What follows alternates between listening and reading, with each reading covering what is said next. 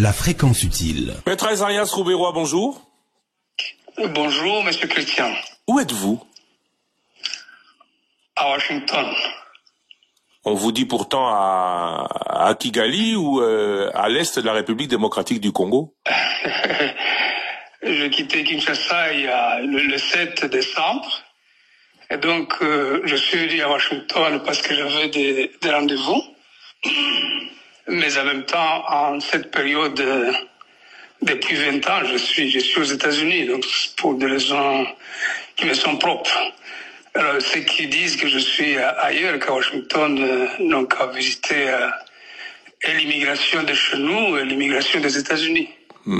Pourtant, on vous dit à l'origine de la création de l'Alliance Fleuve Congo.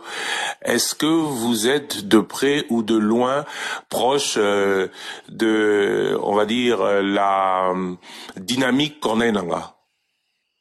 Pas du tout. Comme je vous ai dit, je suis aux États-Unis, donc j'ai suivi comme tout le monde cette déclaration. Je suis ce qui se dit dans les médias, disons, en ligne, où toutes ces informations et accusations folles.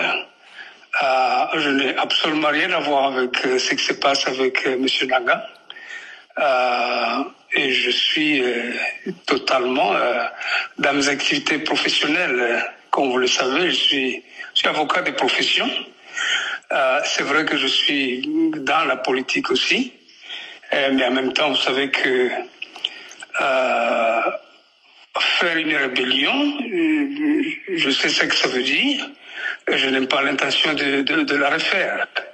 Donc, ceux qui font des propagandes, c'est à dessein de nuire, que ce soit d'ailleurs pour moi-même, que ce soit pour d'autres personnes ou frères que je connais, à qui on impute exactement les mêmes accusations. Ça n'a absolument rien à voir. C'est une campagne conçue pour nuire et qui peut avoir des effets dévastateurs, notamment sur la communauté à laquelle nous appartenons. De nombreuses personnalités de la même communauté que vous ont en effet été citées.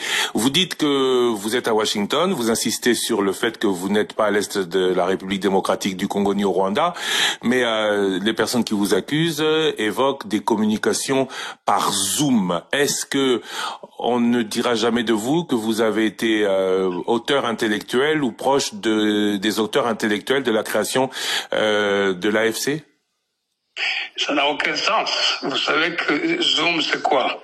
Ceux qui sont à Kinshasa tiennent des réunions par Zoom régulièrement. Donc, pour être comment dirais-je, communiqué par Zoom, il ne faut pas avoir quitté le pays. Donc, je vous dis que je n'ai absolument rien à voir avec ce mouvement qui est né. Je n'ai ni l'intention ni le désir de le faire, mais je pense plutôt que ceux qui conçoivent ce plan d'accusation machiavélique, c'est des gens qui ont des intentions de nuire non seulement à ma personne, mais également à la communauté. Vous vous imaginez combien de gens qui sont en dehors de Kinshasa pendant les vacances de Noël et de bonne année? C'est des milliers de gens. Peut-être que vous-même, vous n'êtes pas sur place à Kinshasa.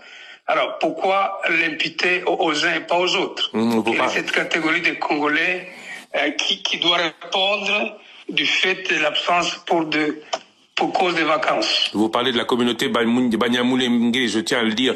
Peut-être que ceux qui le disent se rappellent qu'il y a quelque temps, vous en avez été, qu'aujourd'hui il y a beaucoup de votre communauté qui sont dans le M23, même si à Kinshasa on fait le lien réel entre le M23 et Kigali. Alors moi je vais vous poser l'autre question. Quels sont vos liens avec Kigali depuis le RCD? Est-ce que vous êtes resté dans ce genre de lien? Quel genre de lien, monsieur? Kigali, le Rwanda était un allié du RCD, c'est connu. Le Rwanda était un allié de l'AFDL, c'est connu. L'Ouganda était l'allié du MLC, c'est connu. Et quels sont les liens qu'entretient aujourd'hui Jean-Pierre Bemba et son MLC avec l'Ouganda? Je ne pense pas qu'il y ait de liens au sens militaire. Donc, le Rwanda entretient des liens d'État à État. Ils peuvent être bons ou mauvais, mais ça n'a absolument rien à voir avec le Rassemblement congolais pour la démocratie ou ma personne. Donc, je pense qu'il faut évoluer.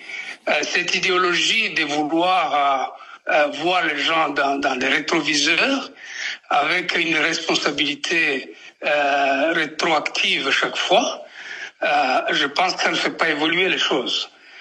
Il faut aller dans le profil d'une nation qui se réconcilie avec elle-même et non pas étiqueter des gens ou trouver des tares à cause de l'appartenance. Donc je suis membre comment dirais-je, du FCC, et je l'assume.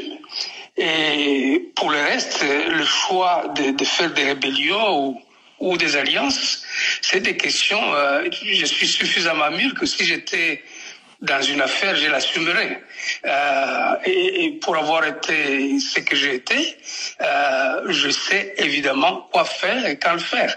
Et je n'ai pas su mon agenda, si vous voulez, une question d'appartenance ou de vouloir appartenir à une rébellion.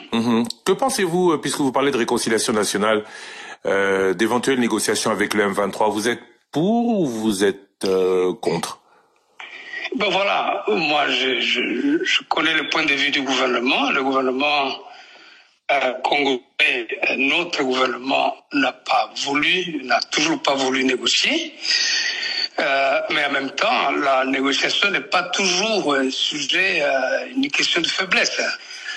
J'ai fait des négociations toute ma vie. Je sais jusqu'où les négociations ont sauvé notre pays et à beaucoup d'autres séquences. Donc, si jamais il y a un dialogue qui conduit à des solutions justes et pures, je ne trouverai pas d'inconvénient. Bon, maintenant, si le gouvernement estime que ce n'est ni le moment, ni la bonne option, c'est le gouvernement de la République et je m'en tiens à ça. Vous avez rappelé que vous êtes du FCC. Vous n'avez donc pas participé aux différents scrutins. Vous n'avez pas été candidat cette fois-ci. Non, pas du tout. Comment jugez-vous ces élections? Déjà, ça, c'est une autre question. J'ai tenu à viser l'opinion publique nationale et internationale que les accusations portées contre ma personne et contre des frères et des amis que je connais étaient totalement infondées, pas Gali, pas avec Nanga. C'est l'essentiel de mon message. Bon, maintenant, pour les élections, l'opinion publique a noté avec beaucoup de stupeur que il y a eu énormément d'irrégularités. C'est du domaine public, avec toutes ces machines qui ont circulé à travers la République. Et la CENI a dû prendre du reste courageusement, mais partiellement, certainement, la décision de valider ces personnes. Je ne suis pas le juge constitutionnel, la Cour constitutionnelle est là pour ça, mais elles sont ce qu'elles sont. En effet, elles sont empreintes de beaucoup d'irrégularités, mais elles se sont tenues. Elles se sont tenues. Vous n'avez pas félicité le président et vous n'allez pas le faire, le président élu. Pourquoi pas? Je suis un homme d'État, donc je mets pas les émotions avant, Monsieur Lusakweno. Je suis un homme d'État pleinement. Et quand je dois agir en républicain, je le fais. Mais en même temps, quand je dois user de mon jugement pour juger les faits, je les fais aussi avec indépendance. Vous dites que vous êtes à l'étranger, on va terminer là. À quand votre retour au Congo? Bientôt. J'ai sur mon agenda plusieurs réunions, aussi bien privé que du domaine de ma profession. Je suis donc avocat, je le rappelle. J'ai des dossiers, mais aussi j'ai des rencontres avec Human Rights Watch cette semaine. J'ai des rencontres au niveau du petit déjeuner national de prière. C'est une réunion qui se tient chaque année. J'ai des rencontres avec des officiels même. Donc, lorsque tout cet agenda aura